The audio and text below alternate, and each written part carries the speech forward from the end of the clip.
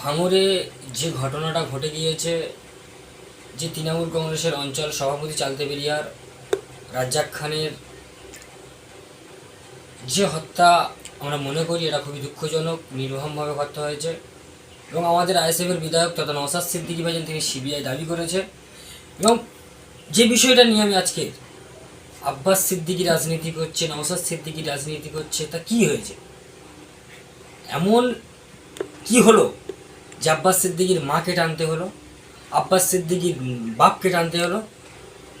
তাই আমি এখান থেকে সেই ব্যক্তিকে, সেই গাদ্দারটাকে আর সেই মুনাফেকটাকে বলতে যাচ্ছি এটাই, যে আব্বাস সিদ্দিকীর মাক তুলে যখন আপনি গালি দিয়েছেন, এটা ভেবে নেবেন যে এখনও পর্যন্ত যদি আব্বাস সিদ্দিকী ভাইজান ইশারা করে, বাংলার লক্ষ লক্ষ যুবক তৈরি আছে জীবন দেওয়ার জন্যে, তা ভেবে একেও ভুলে যাবে না। কেন আইএসএফ কখনো খুনের রাজনীতি শেখায়নি। আর ভাঙড়ে যেটা হয়েছে, রাজ্জাক খানের বড় দাদা তিনি নিজেই পরিষ্কার করে দিয়েছে যে এটা গোষ্ঠীদ্বন্দ্ব, দল কর্তৃক, মানে দলের জড়িত রয়েছে, গোষ্ঠী কেন্দ্রে খুন হয়েছে। এর সঙ্গে আইএসএফের কোনো সম্পর্ক নয়। কেন বিরোধীদের সঙ্গে তার সুসম্পর্ক ছিল। তৃণমূলের নেতাদের সঙ্গে আইএসএফের অনেক সম্পর্ক রয়েছে। হ্যাঁ, আর তুমি কোথাকার কে? আমার কাছে সূত্র খবর যে ভাঙড়ের কোনো একটা নেতার ভাই সে।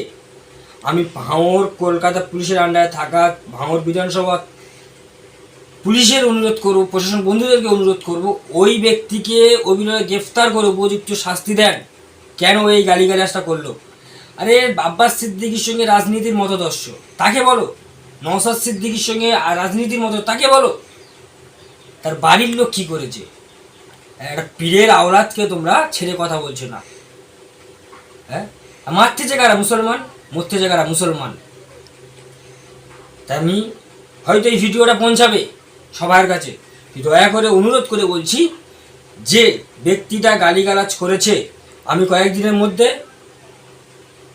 আমরা ওই ব্যক্তির নাম সন্ধান চলছে, ব্যক্তির নামটা কি জেনে আমরা ওর বিরুদ্ধে এফআইআর দেওয়া। প্রত্যেক সারা পশ্চিমবাংলার যেখানে আইএসএফ প্রেমী ভাইজানে সবচেয়ে বড় এ হচ্ছে কে আইএসএফ করে জানি না আমি, না আব্বাস সিদ্দিকীর যেসব ভালোবাসার মানুষদেরকে অনুরোধ করব যে ওর বিরুদ্ধে প্রত্যেকটি থানায় এফআইআর দায়ের করা হোক।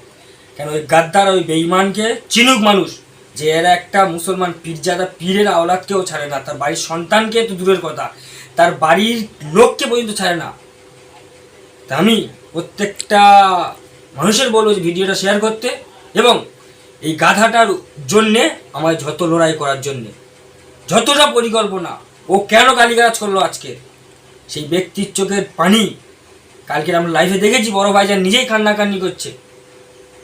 যে ব্যক্তিটা আমাদের জন্য কথা বলার জন্যে তার ফ্যামিলির সঙ্গে দুশ্মন হয়ে গেছে, যে সাধারণ গরিব মানুষের কথা বলার জন্যে যে ব্যক্তিটা নওশাদ ভাই, আব্বাস ভাইজান তাদেরকে দালাল থেকে শুরু করে এমন কিছু বলেনি, সেই ব্যক্তি আমাদের জন্য কথা বলার জন্য গালিগালাজ খারবার আমরা যুবক ছেড়ে চুপ করে থাকবো, কখনো হতে পারে না। এটা আমরা তৈরি আছি, ওর জন্য এফআইআর দায়ের করবো।